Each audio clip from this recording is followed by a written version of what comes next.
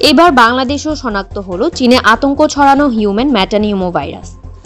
রোববার এ তথ্য জানায় রোগ তত্ত্ব, রোগ নিয়ন্ত্রণ ও গবেষণা ইনস্টিটিউট IUDCR।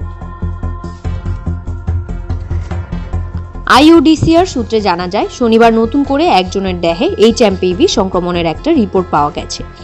তিনি HMPV-তে আক্রান্তের পাশাপাশি ক্ল্যাবসিয়েলা নিউমোনিয়াতে আক্রান্ত।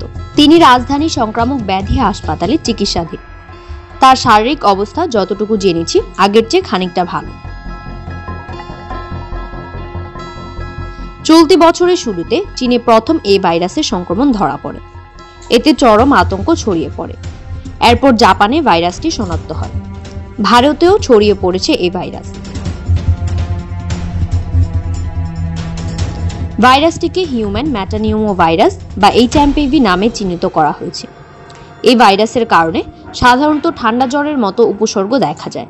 শীতের মৌসুমে ভাইরাসটি বেশি সক্রিয় হয়ে ওঠে। বর্তমানে চীনের বিভিন্ন প্রদেশে এর দ্রুত বিস্তার নিয়ে উদ্বেগ বাড়ছে।